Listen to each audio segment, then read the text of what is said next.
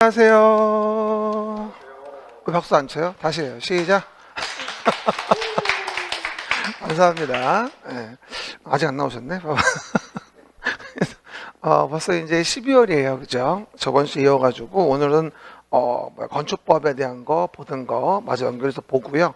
그 다음에 용어와 체계 위주로 보는 중이니까 정리해 보시면 되겠죠. 그리고 그림책이 엊그저께인가 출간됐더라고요. 그래서 아마 오늘 오후쯤에나 내일쯤에는 들어올 것 같아요. 교재가. 그럼 들어오시면 바로 구입을 하시면 되고, 그렇죠? 그리고 나서 이제 다음 주부터 가져오시면 돼요. 이거 다 본 다음에 시간 남으면 또 그것도 봐야 되니까, 그렇죠? 그 얘기들. 그래서 이제 앞으로 그림책 나오게 출간되고 나면 215페이지 정도 돼요. 그리고 작년에 제 수업 들은 분 아시겠지만 작년보다 한 20여 페이지 가량 증량됐어요. 페이지가. 그 이유는 뭐냐면 내용을 좀 이렇게 좀 읽을 수 있게 좀 늘렸어요. 안 읽어진다는 말들을 해가지고 처음 공부하시는 어려우니까 좀 문장을 많이 집어넣어서 늘려놨다고 이해하시면 좋을 것 같아요. 그래서 1년 내내 그림책으로만 보는 거니까 뭐 요번에 뭐 학교 가신 분 들어봐도 아시겠지만 학교 갔는데 충분히 좋은 교재가 되니까 활용해서 보시면 좋을 것 같고요. 일주일만 며칠만 기다려 봐봐요. 책은 나왔는데 아직 발주가 안 들어갔나 봐요. 내일쯤 올 것 같아요. 그래서 오늘 이제 그림책 가지고 또 체계와 용어에 대한 볼 건데 다시 한번 얘기를 해요. 부동산 공법은 뭐 하는 법이라고 했어요? 부동산을 규제하는 법. 이제 뭐 하도 들어서, 그죠?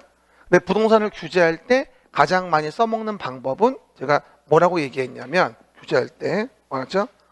써먹는 방법은, 맞죠? 뭐라 했냐면, 계획이라는 걸 만든다고 제가 설명을 드렸었죠. 뭘 만들어요? 계획을 만든다. 계획을 만들어 규제하자. 그래서 뭐였어요?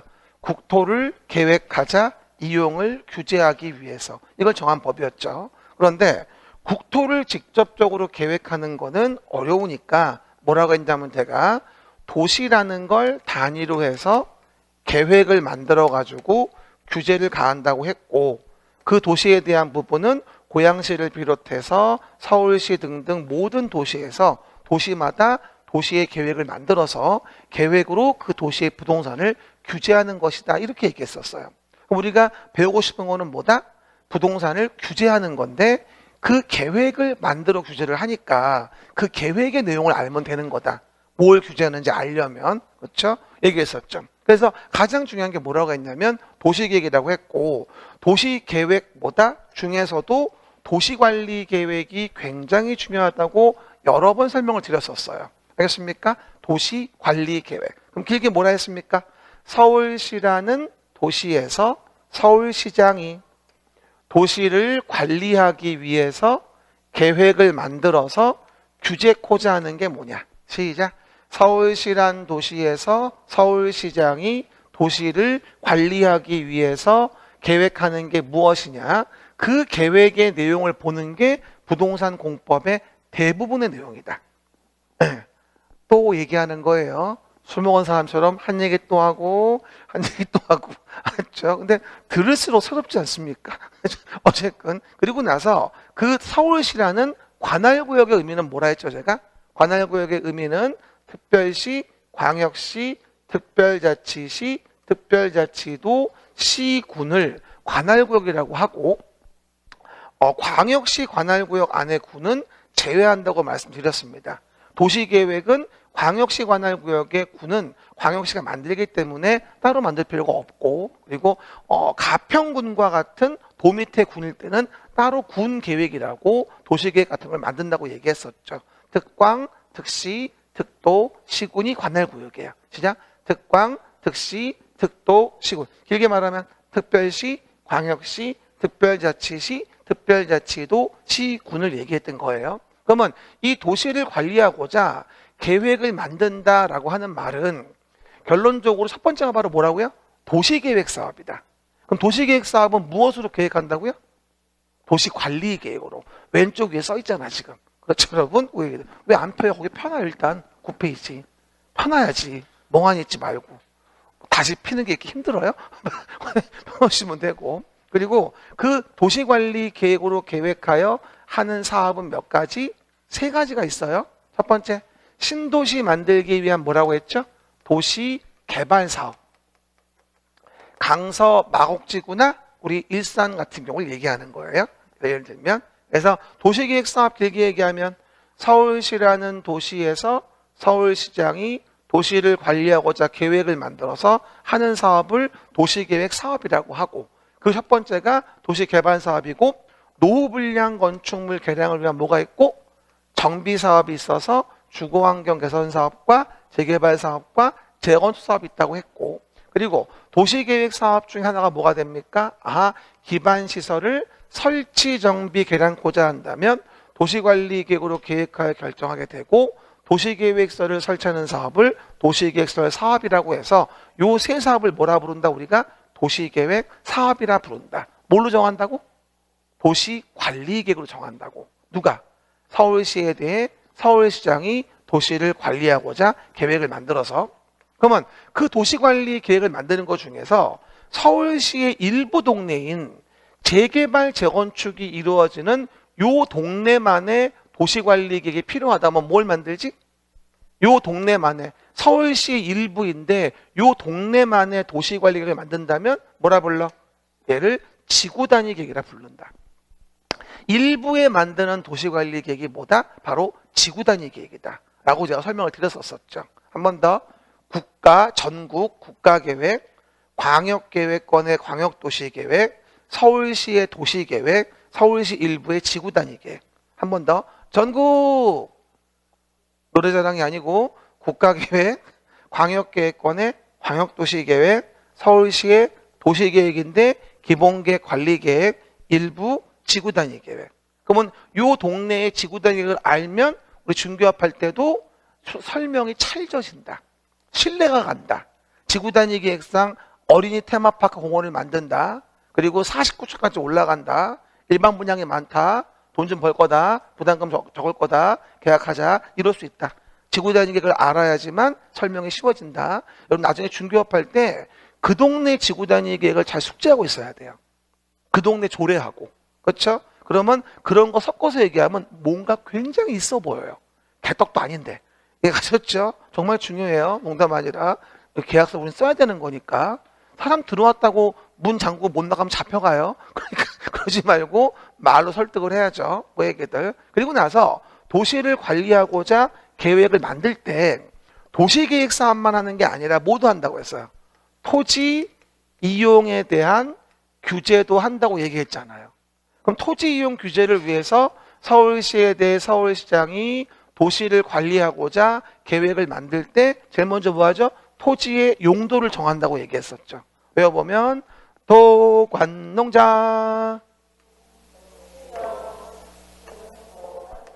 아니 어저께 그 밴드에 글이 올라왔더라고요. 자다가 새벽 3시에 일어났어요. 근데 갑자기 왜 떠오르는 음이 있어요. 도관농자. 그래가지고 다시 보다가 잤대요. 그런 분들도 있어요. 도시지역, 관리지역, 농림지역, 자연환경 보전지역이고, 요 관농자는 다른 말로 뭐라고 했죠? 도시지역의 외의 지역이라고 했어요. 됐죠? 그리고 도시지역은 다시 어떻게 구분된다? 주상, 공록, 도시지역 이랬어요. 시작. 주상, 공록, 도시지역, 주거, 상업, 공업, 녹지지역이고, 녹지지역은 어쨌든 간에 도시이지만 미개발 지역이에요. 뭐라고요? 녹지지역은 어쨌든 뭐다? 도시지역이지만 미개발지다. 그래서 일반적으로 녹광농자가 이러고 조문이 나올 때는 뭐라고 이해하자? 미개발지로서 난개발을 방지하려고 하는 거구나. 그럼 앞으로 조문 나올 때 녹지, 관리, 농림, 자연환경 보전지역에서 라고 나온다고 한다면 의미는 뭐다? 미개발지에 난개발이 우려가 돼가지고 뭐 좀 규제하려고 하나 보다 이러시면 되는 거예요. 만약에 주상공이라고 나온다면 주상공은 너무 밀도가 높으니까 통제하려고 하는구나. 어떤 그런 취지의 냄새라고 이해하시면 좋아요. 주상공은 이미 개발이 끝난 동네고 녹관농자는 미개발지인 거예요. 도시, 비도시 떠나서. 하지만 도시 외만 얘기한다면 관농자를 얘기하는 거고요. 이해가셨죠? 이 의미를 아셔야 지문을 이해할 수 있어요. 그렇죠? 그리고 지역만으로 제한을 완성할 수 없다면 지역의 제한을 강화 완화하게 뭘 정해요? 지구를 정하죠. 지구의 종류 불러봐요. 취재진의 보고에 의하면 경복궁에 화재가 발생했대요. 취재진 보고 경복 화재지구. 시작. 취재진 보고 경복 화재지구. 이거 나오면요, 그냥 앞자 외웠다고 심하게 마시고 그 취재진 보고 경복 화재 첫 절을 리마인드 하면서 써보세요. 이 그냥 앞자만 외우면 아무것도 기억이 안 나요. 여러분이 이면지에 써보고 메꿔봐야 돼, 이거를요. 그렇죠? 취락지구, 특정 용도 제한지구, 개발 진흥지구, 취재진, 보호지구, 고도지구, 경복, 경관지구, 복합용도지구, 화재, 방화지구, 방제지구. 그러면 취재진, 보고, 경복, 화재지구. 시작. 취재진, 보고, 경복, 화재지구. 자꾸 입에 붙이고 단어에 대한 리딩과 리마인드를 하셔야 됩니다. 그렇지 않으면 이게 안 들어와요. 그리고 이게 기본이 안 잡혀 있으면 이제 본 게임 들어가잖아요. 따라올 수가 없어요. 왜? 단어가 뭔지 모르겠는 거야. 숙지가 안 돼 있어가지고. 제가 미친 사람이라 매주 얘기하는 게 아니라 계속 얘기하고 계속 봐줘야지 1월 달에 본 게임 들어가면 그때 안 헷갈릴 수 있다는 거예요. 그때가 단어가 혼동이 오잖아? 내용을 못 쫓아와요. 내 말 때 이해하죠? 됐습니다. 계속 반복하셔야 돼. 안다고 생각하시면 안 돼. 그리고 용도 구역은 뭐예요? 지역 지구의 제한을 완화하는 걸 용도 구역이라고 하죠. 한 번 더 얘기하면 바닥에 용도 지역은 깔려 있고 도관농자, 주상공록, 지역만으로 커버가 안 되니까 용도 지구라는 걸 정하게 되고 지역 지구의 제한을 완화하기에 뭘 정한다고요? 용도 구역이라는 걸 정한다, 이렇게 얘기하는 거예요. 그러면 서로 중복이 안 되는 건 뭐만 얘기하는 거야? 용도 지역만 서로 중복이 안 된다는 얘기지 나머지에 대한 것은 중복 규제는 없어요. 왜 지역만 중복이 안 되죠? 지역은 그 토지의 성이에요. 사람으로 본다면 남성, 여성과 같은 토지의 성은 용도지역으로 도관농자, 주상공록이 있다는 거예요. 이해가셨죠? 남성이면서 여성일 수는 없어요. 이해가셨죠? 아주 어렵게 바꿀 수는 있어도 지역은 마찬가지죠. 그럼 용도구역은 뭐예요? 용도구역 정할 때는 제수시도 혁복입이다. 시작. 용도구역 정할 때는 제수시도 혁복입이다. 제는 개발 제한구역의 제, 수는 수산자원보호구역의 수, 시는 시가화 조정구역, 도는 도시자연광구역. 그래서 제수시도 이건 뭐다? 강화 쪽에 방점이 있는 거고, 강화 쪽에. 그리고 혁복입은 뭐다? 완화 쪽에 방점이 있는 거다. 그래서 도시혁신구역, 복합용도구역, 입체복합구역에 대한 부분은 남용의 우려가 있어서 혁복입에 대한 용도구역의 도시관리 계획을 정하려면 선행하여 뭘 만들어줘라? 공간 재구조화 계획을 먼저 만들어줘라. 완전 37의 기출이다. 그렇죠? 공간 재구조화 계획 왜 만든다고?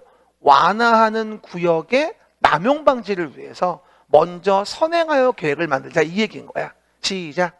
완화하는 구역에 대한 남용 방지를 위해서 먼저 선행하여 계획을 만드는 걸 공간 재구조화 계획을 한다, 이 얘기인 거지. 그리고 그 공간 재구조화 계획 결정이 된다고 한다면 뭘로? 도시를 관리하고자 계획을 만든 것을 그냥 간주하여 주겠다라고 하는 게 공간 재구조화 계획인 거다. 그럼 한 번 더 물어볼게요, 여러분. 개발 제한 구역에 대한 도시 관리 계획을 결정코자 한다. 이 경우 공간 재구조화 계획을 선행해서 입안 결정해야 한다. X. 개발 제한 구역은 강화 쪽에 방점이 있는 것이기 때문에 선행 계획까지는 필요 없다. 완화하는 용도 구역에 대한 선행 계획이다. 그리고 혁복입의 입체복합구역은 혁복과 함께하는 경우에 한정해서만 공간 재구조화 계획을 만드는 것이니까 한 번 더 리마인드 하셔라. 이해가셨죠? 지금 요 동그라미 이해하는 게 우선 문제야, 우리 과제가 지금. 그렇죠? 이렇게 해서 우리가 도시를 관리하고자 계획을 만드는 거에 대한 부분을 배웠단 말이에요. 그러면 이와 같은 도시관리 계획이라는 것의 어긋나지 않아야지만이, 그죠? 도시관리 계획이라는 것에 어긋나지 않아야지만이 우리 요 위에다가 각종 만들어진 택지 위에다가 건축물을 진다라고 한다면 당연히 뭐가 되죠? 도시관리계획상 이 토지의 뭐 지역, 지구, 구역 같은 게 건축 가능한 건축물이어야지, 즉 도시계획에 어긋나지 않아야지 우리 누가 서울특별시의 강남구청장이나 그리고 누구 예를 들어 고양시장이거나 이런 자들이 관련된 무슨 법, 건축법에 타당한지, 관련된 도시계획에 어긋나지 않는지 이걸 검토해 보고 타당하다면 뭘 내준다? 허가를 내주겠다. 이해가셨죠?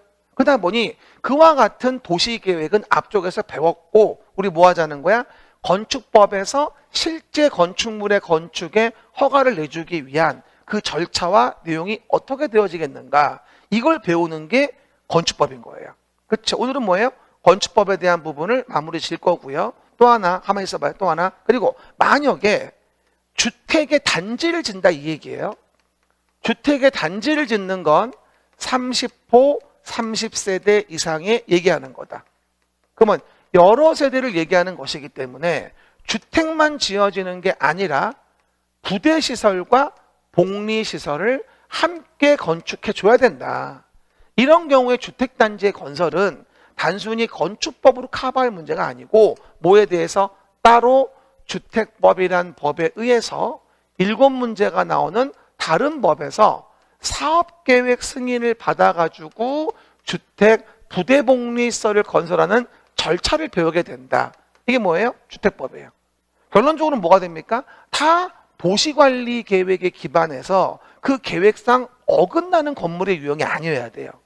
용도 지역지구 구역의 제한을 받으면서 거기에 적법할 때 허가를 내주고 승인을 내주는데 그 경우에 구체적인 건축물 건축과 주택단지의 건설의 세부 절차는 건축법과 주택법이 따로 있다는 겁니다. 그렇죠? 그 내용이 이제 오늘 다음 주 등등 배울 내용인 거예요. 그렇죠? 그러다 보니 뭐다 살짝 복습해 드렸고 건축법 내용 보다가 말았어요. 저번 시간에. 그렇죠? 그러면 건축법에 대한 부분이 뭔지 내용에서 보시면 들어가 봅시다.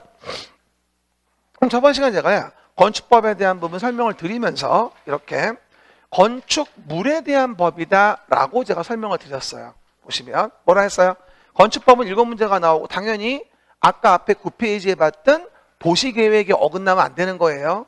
도시계획상 그 토지 건축 가능한 건축물이어야지만 허가가 나오는 거니까. 그럼 뭐가 되죠? 건축물, 적용 대상물에 대해서 뭐를 해요?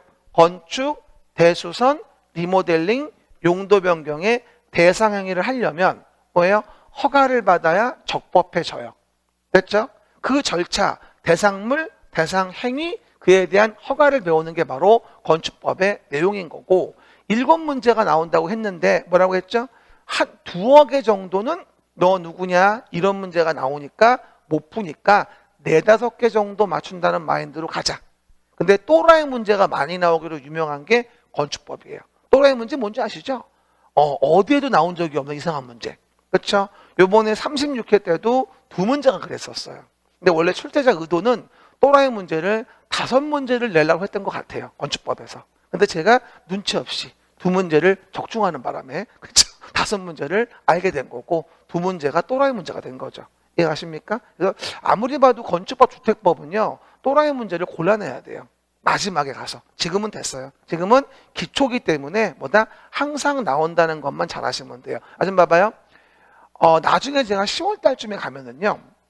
평소에 안 보던 건데 나올 만한 게 있다는 것을 회차별로 한 2개씩 말씀을 드릴 거예요. 그렇죠? 그럼 그때 가서 보시면 되고 지금은 언제나 물어보는 일반적인 내용을 보시면 될 것 같아요. 그렇죠? 그럼 내용에서 보시면 저번 시간에 넘어가서 어디까지 봤어요? 우리가 주요 구조부에 대한 부분에 정의해봤죠. 건축법을 보려면 건축물의 주요 구조부를 알아야 된다. 그래서 우리 뭐라고 배웠어요? 내기바보지주 주요 구조부 시작.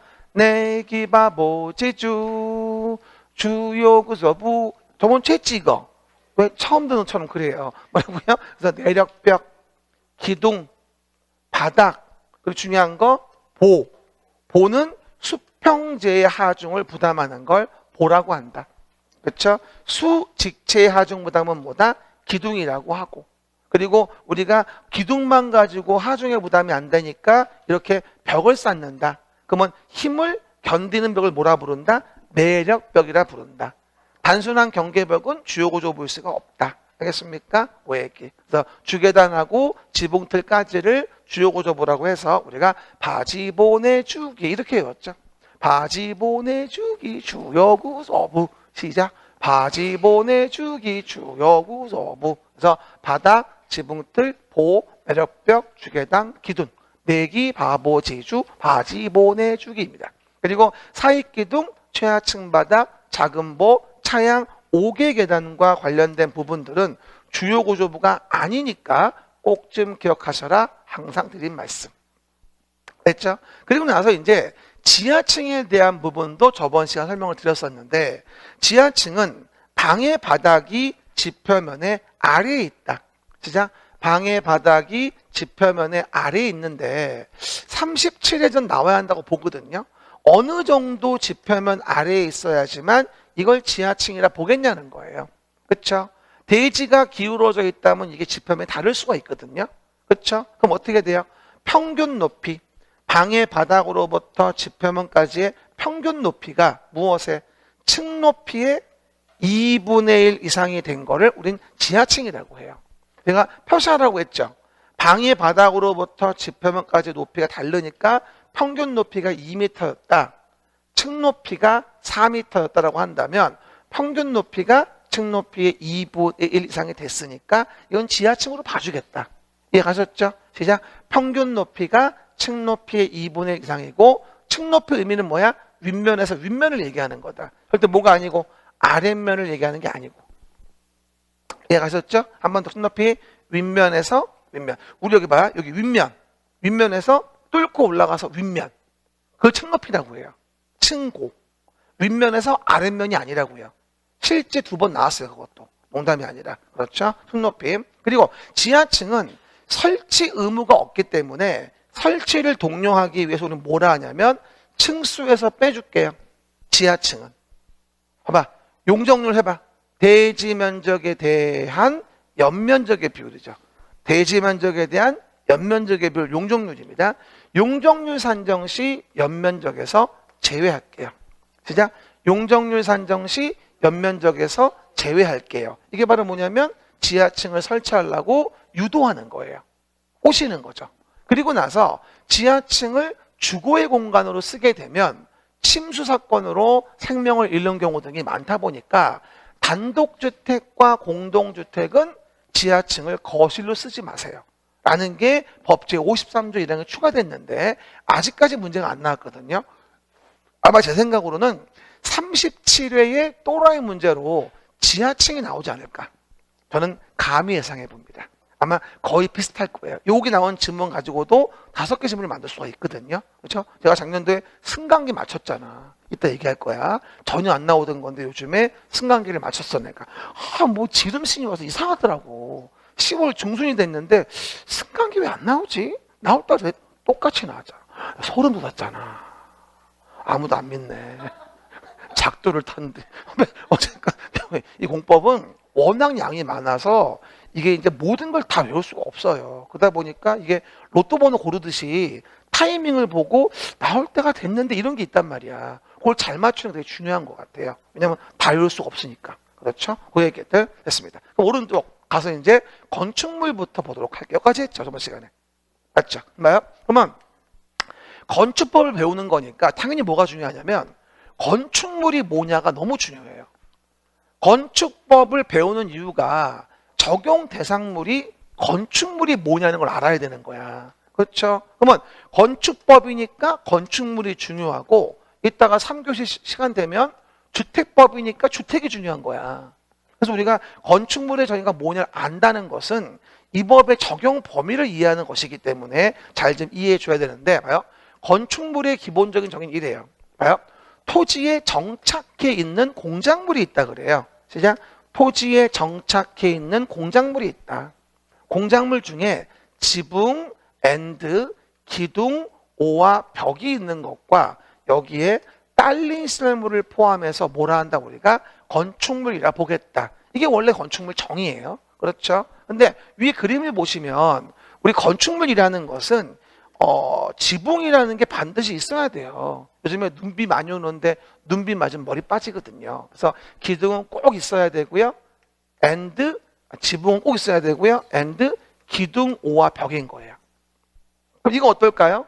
지붕하고 기둥이 있어요. 벽은 없어. 건축물인가요? 있죠. 지붕, 기둥, 오와 벽이라니까. 그렇죠? 그리고 2층, 3층 올라가는 게 아니라면 지붕과 벽만 있는 경우도 있어요. 기둥이 필요 없잖아. 벽 자체가 기둥이니까 따지고 보면. 그러면 지붕과 벽만 있어도 모일 수 있는 거죠. 건축물일 수 있는 거죠.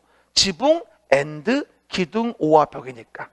지붕은 꼭 있어야 되는 거고.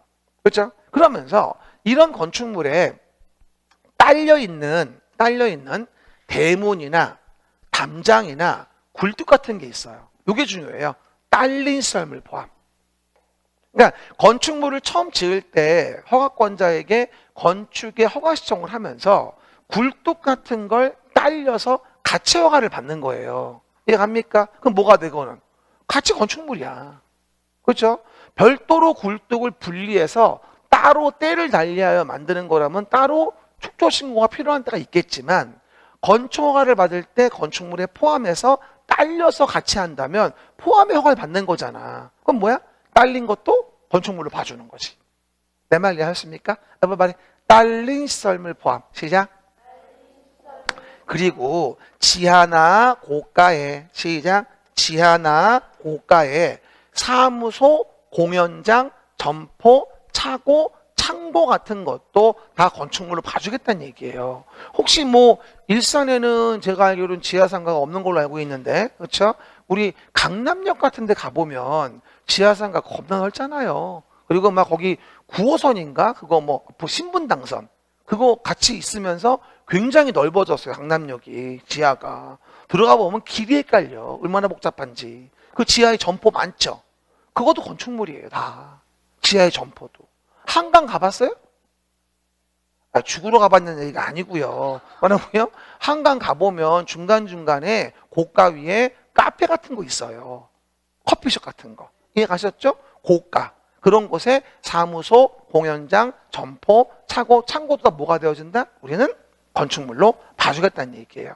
이런 질문 나와요. 지하의 점포는 대지가 없으므로 건축물이 아니다. X. 지하 고가의 사무소, 공연장, 점포, 차고, 창고도 건축물이 된다. 시작. 지하 고가의 사무소, 공연장, 점포, 차고, 창고도 건축물로 보는 거예요. 근데 봐봐요.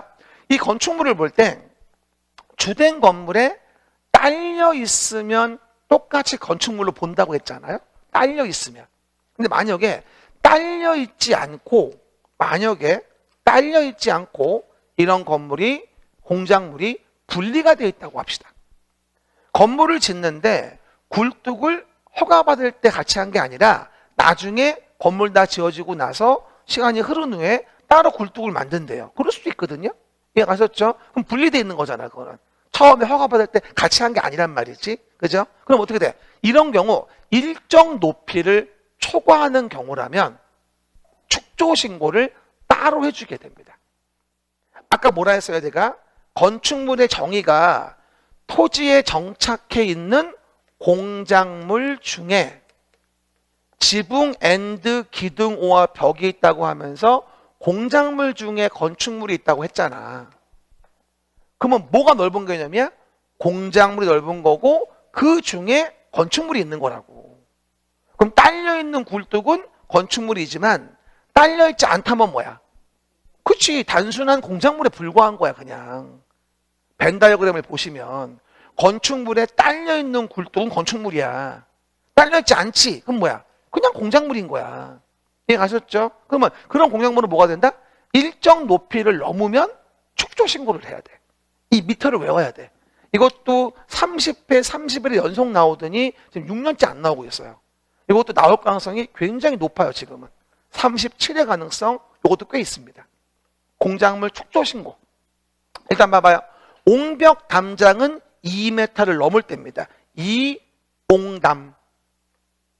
옹담 아니요. 옹담이야. 뭐라고요? 옹벽 담장. 송괴 우려 방지를 위한 벽이죠. 담장이죠. 이해가십니까? 그럼 뭐 좀 물어봅시다. 3m의 옹벽이 있어요. 분리해서 만들었어요. 특조 신고합니까? 2m이면 안 합니다. 초과니까. 이 초과가 이 문제의 포커스예요. 문제 물어볼 때. 초과는 소수점 이하를 무시하면 3m부터란 얘기예요. 이해가십니까? 소수점 이하를 무시한다면. 그래서 뭐가 되죠? 꼭 좀 기억해야 될 중요 포인트. 건축법은 이상, 이하, 초과, 미만을 놓치면 작살납니다. 시작. 건축법은 이상, 이하, 초과, 미만. 제가 처음이라 얘기하는데 이상, 이하는 그 숫자 포함해서 위, 그 숫자 포함해서 밑. 미만, 초과는 그 숫자 제외하고 위, 미만은 그 숫자 제외하고 밑. 이해갑니까? 혹시 몰라서 얘기하는 거예요. 에? 근데 어쨌든 간에 이거 은근 잘 나와요. 이상, 이하, 미만, 초과 속인 것만도 한 해 평균 서너 문제예요. 절대 무시하시면 안 돼요. 정확하게 알아야 돼. 근데 바쁘면 다 속아. 몰라 속는 게 아니라 아는데 서두르다가 틀리는 거야. 그리고 1년을 또 보내게 되는 것이지. 쉬운 일이 아니야. 이 시험이라는 게 우리 중년의 곳이라고 하는 이 중개사 시험이 사실은 합격 그 자체로 우리에게 큰 선물을 주는 거지만 사실은 이 공부를 준비하다가 1년, 2년 공부를 했고 합격해서 합격증을 얻잖아. 그러면 합격증보다 더 중요한 게 뭔 줄 알아요? 나 자신에 대한 신뢰가 생겨요. 자신감이 생기는 거죠. 태도가 바뀌더라고요. 되게 많이 좀 긍정적으로 세상을 본다 그럴까? 붙고 나서? 조만간 그럴 거야 우리. 알았죠? 진짜 작년도에 처음 왔을 때 막 이러고 앉아있던 분이 학교하고 저번 주에 모임 갔더니 얼마나 텐션이 높든지 깜짝 놀랐어. 술도 잘 먹고 뭐. 그래서 어쨌건 우리 내년도에 합시다. 됐고요. 그러다가 4m가 넘는 사광장기첨이에요. 이옹담 사광장기첨. 시작. 이옹담 사광장기첨. 4m를 넘는 광고판, 광고탑, 장식탑, 기념탑, 첨탑. 다 뭔 줄 알아요? 다 광고야, 광고. 장식탑, 기념탑, 첨탑이 뭔 기능을 해요? 솔직히 얘기해서. 광고지 뭘. 그래서 광고와 같이 묶는 거야. 어떤 분이 첨탑은 뭔가요? 교회 안 가봤어요? 교회 꼭대기에 첨탑 이렇게 있잖아. 그거 왜 만들어 놓은 거야, 그거? 광고하는 거야, 그거 결론적으로는. 그렇죠? 사광, 장기첨은 4m 넘을 때. 그 다음 또 하나, 굴뚝 관련된 건데요. 육굴철이에요. 보통 우리가 굴이 제철인 거는 지금이죠. 12월, 1, 2월. 그죠? 이제 우리는 굴은 6월 달이 제철이다. 육굴철. 이렇게 이해합시다. 뭐라고요? 육굴철. 시작. 육굴철. 6m 넘는 굴뚝 철탑이에요. 그렇죠? 시작. 6m 넘는 굴뚝 철탑. 근데 그 철탑 중에서도 통신용은 주거지역과 상업지역일 때만 규제를 합니다. 뭐라고요? 통신용은 주거지역과 상업지역일 때만 철탑에 대한 축조수용조를 가합니다. 주거상업이 아닐 때는 규제하지 않습니다. 통신용에 대한 부분에 대해서는. 알겠습니까? 그 얘기들. 그만큼 통신에 대한 부분을 잘 만들게 하려고 독려하는 거라 볼 수 있겠죠. 그 다음에 8고라고 해서 8m가 넘는 고가수조예요. 그냥 8m가 넘는 고가수조. 고가수조 알죠? 높은 곳에 있는 물통. 그렇죠? 물 잘 나오게 하려고 만들어 놓는 거잖아요. 이것도 8m 넘으면 신고하는 거예요. 그렇죠? 그 얘기. 그 다음에 내용에서 5m 초과하는 태양에너지 발전 설비 5태. 뭐라고요? 5태. 5m가 넘는 태양에너지 발전 설비. 옛날에 한동안 한참 필 받아가지고 농촌에서 지붕 위에다가 태양열 판넬을 올리는 게 유행이었어요. 우리 장인어른도 했어요, 그때. 그렇죠? 5m가 넘으면 축조 신고를 해야 됩니다. 딱 5m까지만 하지. 그래가지고 신고 안 하려고. 그렇죠, 여러분. 그리고 남으면 뭐 한전에 뭐 전기를 판대나 뭐래나 이러더라고요. 그래서 내가 또 약간 지원을 해드렸지, 일부분을. 그랬더니 팔긴 못 팔아, 개뿔. 그래서 나중에 뭐 쓰기 모자라. 그리고 30제곱미터를 뭐다 초과하는 지하 대피요 같은 것들을 신고한다고 나오고 유일하게 요것만 이하예요. 기계식 주차장 8m 이하. 요것만 이해합니다. 왜 그러냐? 우리 왜 그 기계식 주차장 사고 나는 거 많이 보죠. 파레트가 없었는데 들어가다가 추락한다든가 사고 많이 나잖아. 왜? 그러다 보니까 이게 기본적으로 뭐다? 기계 주차장이 8m 이하일 때 축조 신고하는 공작물로 봐주는 거고, 얘는 8m 넘으면 일반적인 건축물과 동일 시하겠다는 얘기예요. 이해 가십니까? 좀 더 규제가 심한 거죠. 기계식 주차장 8m 이하일 때가 축조 신고라고 내용을 이해합니다. 나머지는 다 넘는 거고요. 어쨌든 공작물 축조 신고에 대한 부분은 건축물 정의와 함께 같이 좀 이해해 줘야 되니까, 이 지금처럼 강의할 거 많지 않은 시기일 때 이 용어 파트는 잘 좀 내 것으로 만들어 놔야 돼요. 제발 좀 부탁이야. 이 11, 12월 달에 하는 용어 내용도 제가 자꾸 반복하는 이유가 뭐냐면 이거만 하라고. 딴 거 필요 없으니까 일단은. 그래야지 1월부터 본진도가 들어가면 용어의 시간을 안 뺏겨요. 제가 그리고 일부러 이걸 하고 나서 1월 달 수업할 때는 빨리빨리 할 거야. 앞부분을. 용어를 빨리 하고 11, 12월 강의 들으세요. 이러고 안 할 거야 거의. 왜? 할 시간이 없어. 그 이후에 거 얘기해 줘야 되니까. 그러려고 좀 전략적으로 11, 12에 집중적으로 얘기해 주는 거야 지금. 알겠습니까? 잘 듣고 앞으로 1년 내내 들어야 됩니다. 그러면 건축물은 간단하게 건축물만 있는 게 아니라 여러 가지 건축물의 종류가 있어요. 그 중에 요즘 가장 많이 물어보는 게 고층 건축물. 요번에 또 우리 문제에서 36회 때 초고층 건축물 또 물어봤어요. 건축물에 대한 정의에 대한 부분이 나올 때 초고층 건축물 또 물어봤는데요. 건축물에 대한 기본적인 정의, 지붕 앤드 기둥과 벽이죠. 그죠? 그리고 뭐가 된다? 고층 건축물. 요즘에 이런 고층 건축물들이 참 많아요. 여기저기 가보면. 그래가지고 두바이 가도 많고, 저번에 또 TV 보니까 무슨 뉴욕 보니까 엠파이어 스테이트 빌딩, 무슨 어팔러 빌딩 등등 해가지고 겁나 많더라고요. 하여튼 간에 고층 건축물 향연은 뉴욕이 짱인 것 같아. 아무리 봐도. 타임스퀘어 등등등. 근데 보면은요. 이런 건데 고층 건축물을 본다면 몇 층에 대한 고층 건축물이냐 이 얘기인 거지, 기본적으로. 그러면 고층 건축물 정의에 대한 부분을 보면 이렇습니다. 그냥 기본 정의가 30층 이상이거나, 시작, 30층 이상이거나 120m 이상 되는 걸 뭐라 한다? 우리가 고층 건축물이라고 합니다. 하나 주의할 건 이겁니다. 층 또는 높이가 이상이에요. 시작, 층 또는 높이가 이상. 한번 불러봐요. 30층 이상이거나 120m 이상. 시작, 30층 이상이거나 120m 이상인 걸 우리 뭐라 불러? 고층 건축물이라고 합니다. 됐죠? 그럼 물어볼게요. 이상자가 붙어 있으면 원래 조문 그대로 나와야 돼요. 이해 가셨죠? 이상자가 안 붙어 있으면 포인트가 범주에 맞나만 이해하시면 돼요. Listen carefully 해봐요. 30층인데 100m인 건물이 있어요.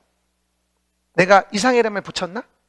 아니지. 그러면 30층인데 100m 건물은 고층 건축물이다. 왜냐하면 30층 이상이거나 120m 이상이니까 30층이고 100m면 30층에 걸린 거야. 그럼 고층 맞아. 그러면 29층으로서 120m다. 고층 건축물이다. 맞잖아. 뒤에가 맞으니까. 그러니까 이거는 이상자를 안 붙였지? 그러면 포인트가 범주에 해당하면 맞는 거고, 이상자가 붙어있으면 조문 그대로 나와야 돼. 무조건 30층 이상이거나 120m 이상인 거야. 이런 질문 나온다. 30층 이상이거나 200m 이상인 거를 고층이라고 한다. 이러면 또 맞지 않나요? 이러는데 30층 이상이거나 200m 이상이면 150은 안 된다는 거잖아. 위만 보지 말고 아래를 봐봐. 잘 들어봐. 30층 이상 붙였지. 또는 200m 이상을 고층이라고 한다.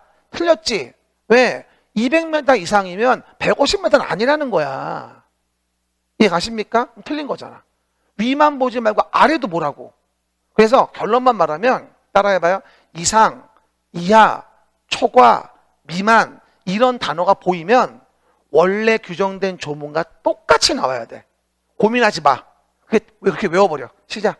이상, 이하, 초과, 미만 이런 단어가 붙어 있으면 원래 정해진 조문이 그대로 나와야만 맞는 것이고, 이상, 이하, 초과, 미만 이런 단어가 안 써져 있으면 포인트가 범위 안에 들어가 있나만 보시면 되는 거야. 이걸 놓치면 5개가량 놓치는 거예요. 대부분 쉬운 문제 그렇게 속이거든요. 그렇죠? 그 얘기. 그런데 문제는 그와 같은 고층은 다시 두 가지로 분리가 되어져요. 초고층이라는 것과 준초고층으로 구분이 되어집니다. 고층 중에서도 50층 이상이라거나 200m 이상을 뭐라 부른다? 우리가 초고층이라고 합니다.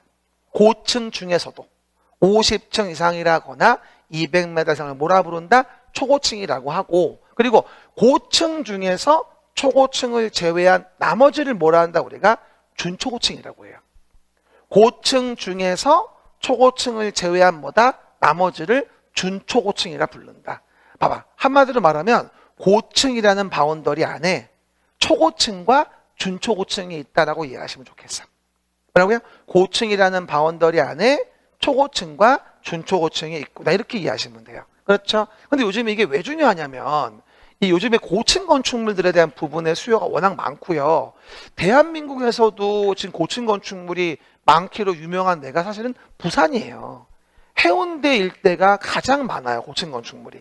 그리고 인천 송도 쪽에. 그렇죠? 서울은 그닥 많지는 않아. 솔직히 얘기해서. 뭐 서울 도심의 종로통이라든가 아니면 뭐 제1롯데월드 123층, 영등포구의 63빌딩 정도 이 정도밖에 없는데 집중적으로 많은 곳은 해운대구하고 인천 송도 쪽이에요. 그래서 많은 거는.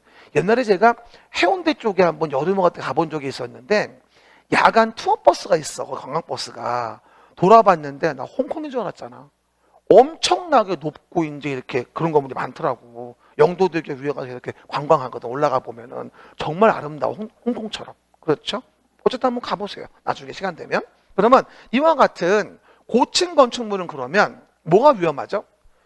윗부분에 내가 살고 있거나 등등 왔다 갔다 하고 있는데 불났다 이 얘기야. 파이어. 불났어. 근데 도망갈 방법이 없어.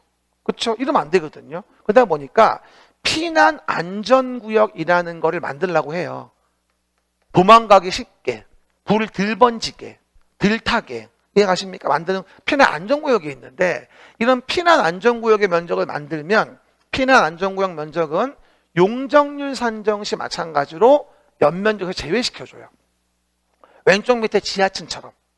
피난 안전구역은. 그리고 얼마 전 기출이었는데 그럴 때 무엇은 초고층 건축물이면 30개 층마다 1개소 이상에 대한 부분에 피난 안전구역 면적을 만들어라 이러고 나오게 되고 실제 우리 기출문제에서 요 30개 층 빵꾸 내고 1개소 빵꾸 내서 기역 니은 채우시오 이러고 나왔었어요. 피난 안전구역 면적 설치 기준. 초고층 건축물이면 30개 층마다 1개소 이상에 대한 부분에 피난 안전구역을 만들어라. 실제 롯데타워 가보니까 문이 이만해. 두께가 10cm야.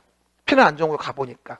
훨씬 더 뭐다? 불이 덜 번지고 배연설비 잘 돼 있고 불로 인한 피해를 덜 볼 수 있게 만든 공간인 거거든요. 이게. 이해 가시겠죠? 이게 피난 안전구역이다. 그리고 내용에서 이런 고층 건축물이라고 한다면 여러 가지 안전해야 되니까 뭐 구조 내력, 승강기 등 강화 규정이 있고 그리고 고층 건축물 요번에 이게 문제였죠.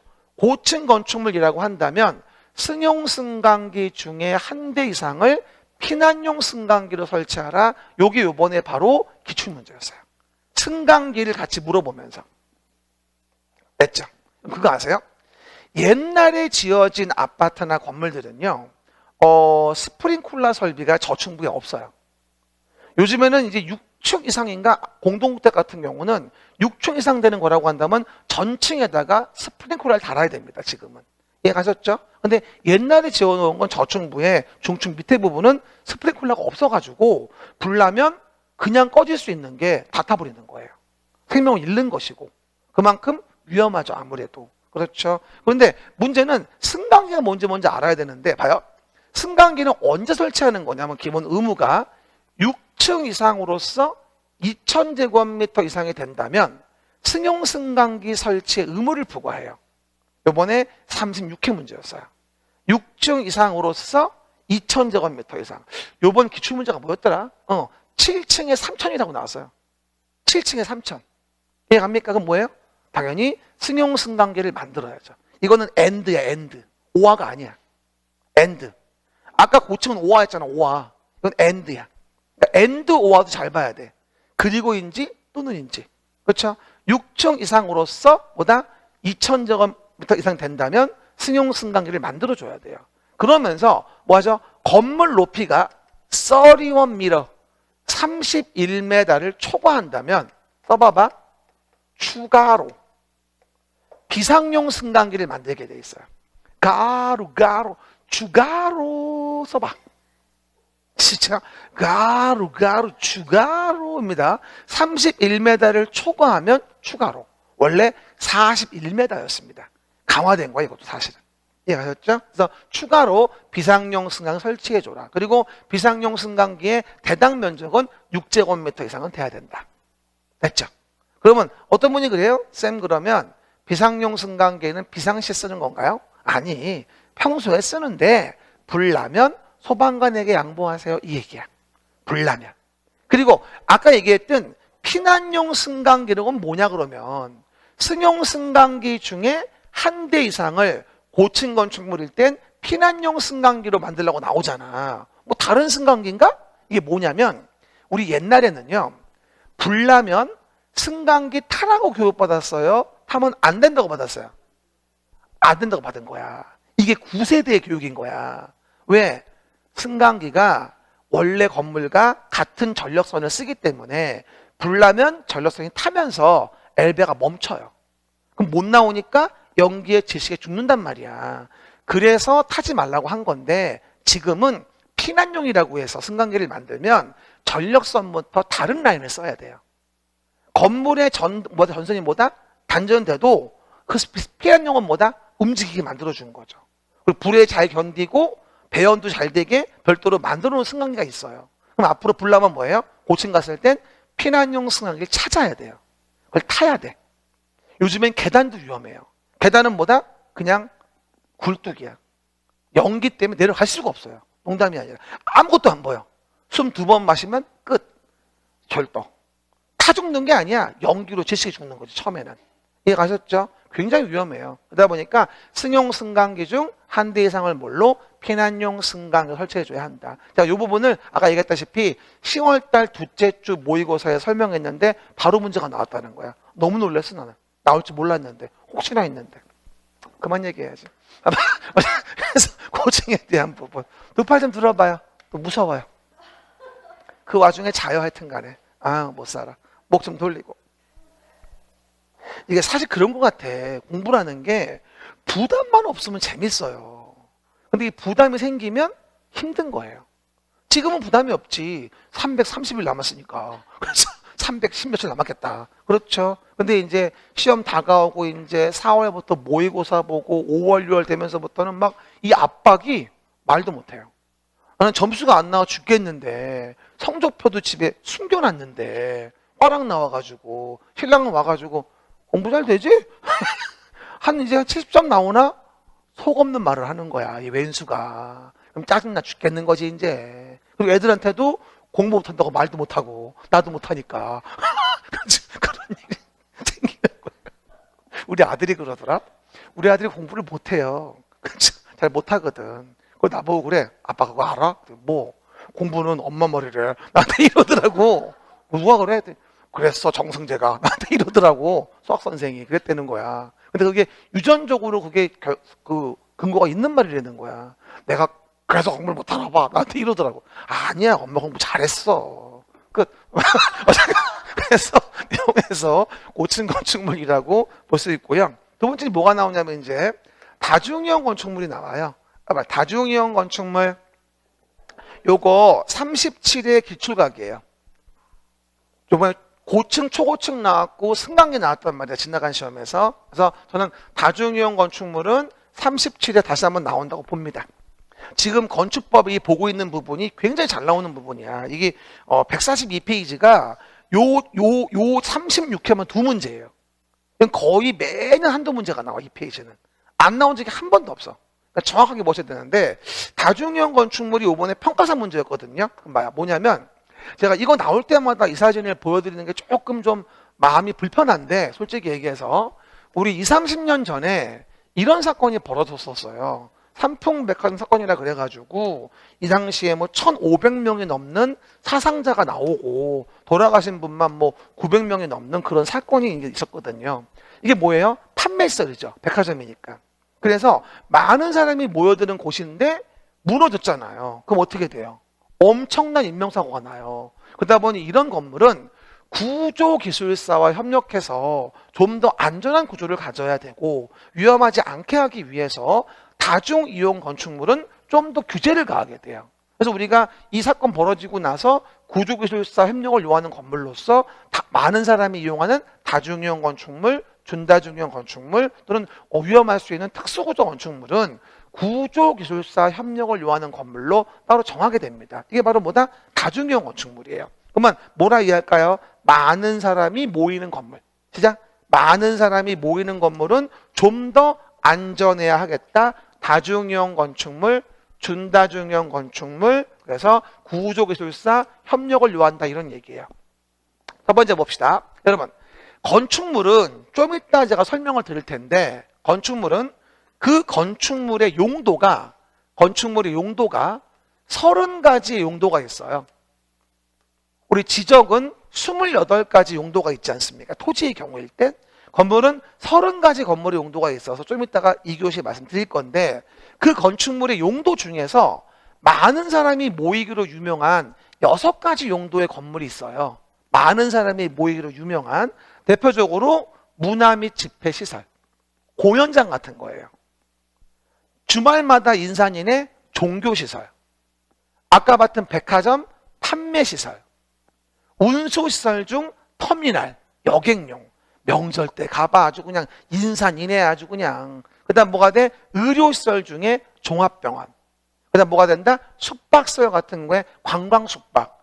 이 6가지에 대한 부분이 가장 많은 사람이 모이는 용도로 본 거예요. 그렇죠? 그러면 이런 용도의 건축물이 5,000제곱미터 이상 된다면 이걸 다중이용 건축물로 봐서 다른 건물보다는 좀 더 안전하게 짓게 하고 유지 관리하기 위해서 구조기술사 협력을 요한다는 얘기예요. 외울 땐 뭐라고 나와요? 문종판 운의수가 5,000제곱미터 이상이면 다중이용 건축물이다. 문종판 운의수가 왜 안 하냐? 시작. 문종판 운의수가 5,000제곱미터 이상이면 다중이용 건축물이다. 그냥 외워야 돼요. 물어봐요. 교육연구시설 있나요? 없죠. 그럼 교육연구시설은 5천 이상이라고 해서 다중이용 건축물을 볼 수는 없다는 얘기예요.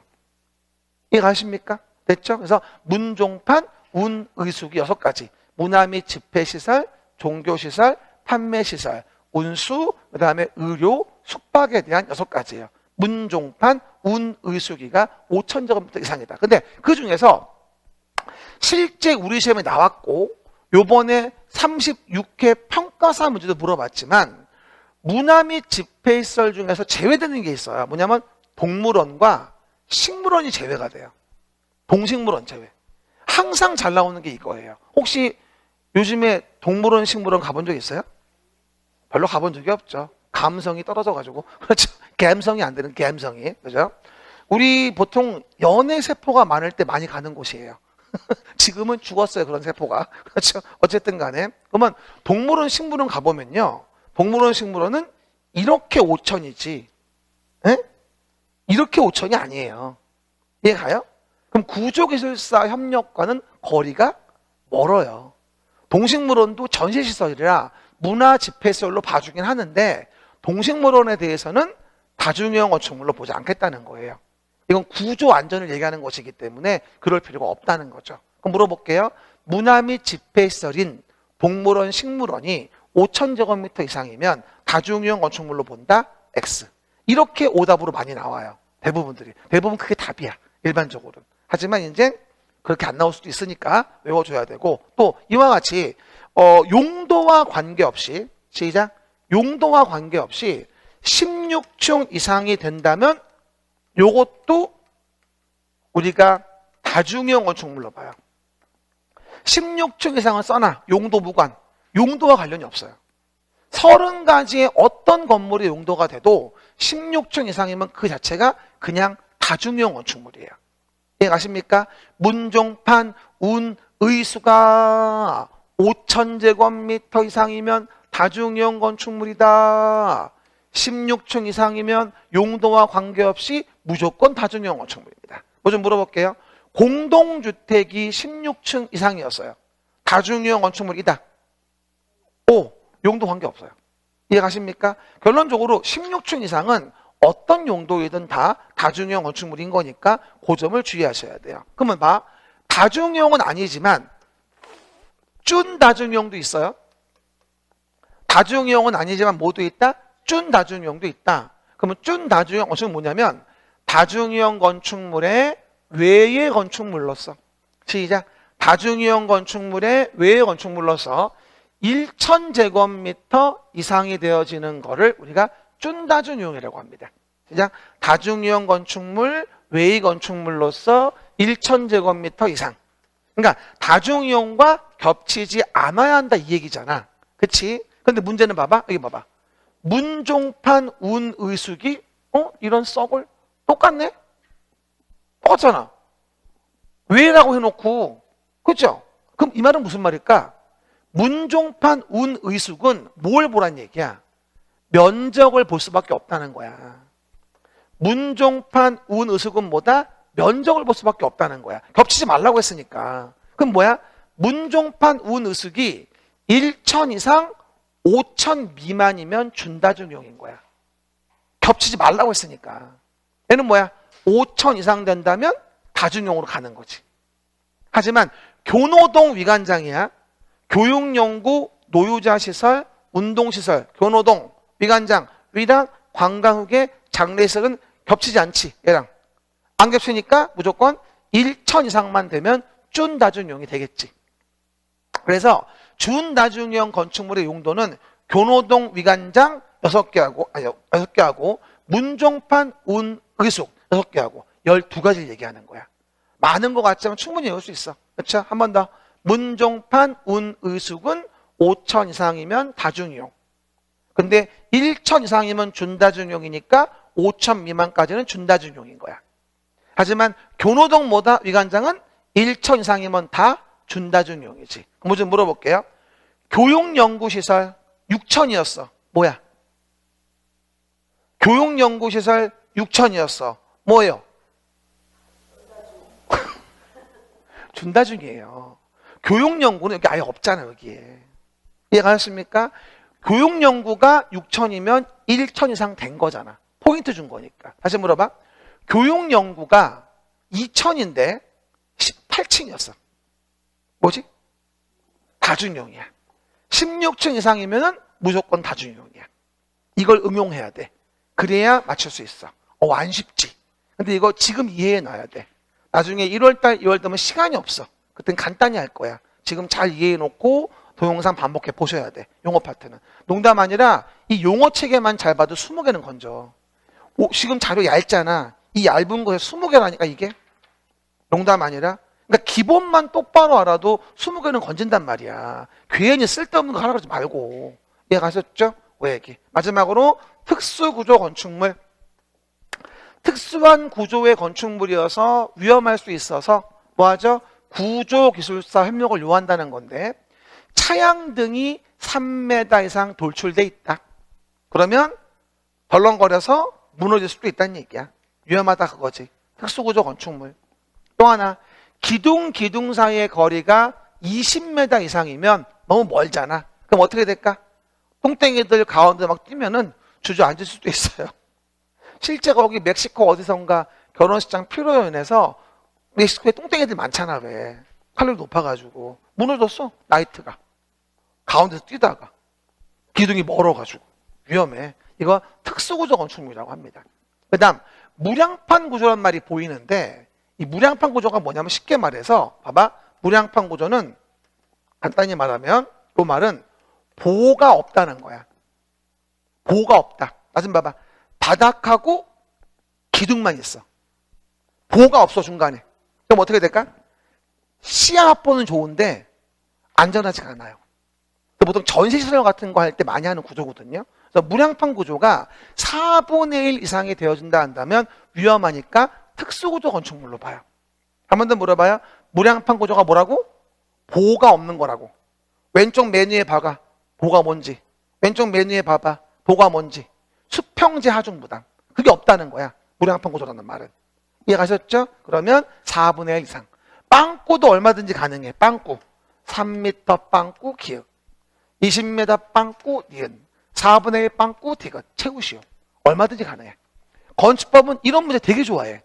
그렇죠? 특수한 설계 시공 필요한 것도 뭐로 봐주고 특수구조 건축물로 봐주고. 어쨌든 저는 이번 시험은 여기서 다중이용, 준다중이용과 특수구조 건축물 중에 분명히 한 개 나온다고 봐. 그래서 건축물이라는 것의 기본 정의는 이러하지만 건축물에 대한 종류는 고층 건축물, 다중이용 건축물, 준다중이용 건축물, 특수구조 건축물 해가지고 여러 가지 종류의 건축물이 있구나라고 이해하시면 좋을 것 같아요. 알겠습니까? 쉬었다가 연결해요. 네? 싼도 무엇을? 에? 고구마 구웠어요? 오, 하나만 줘요. 네. 이거 어떻게 구웠어 이거를? 집에서 어떻게 구워요? 집에 무슨 이게 통이 있나?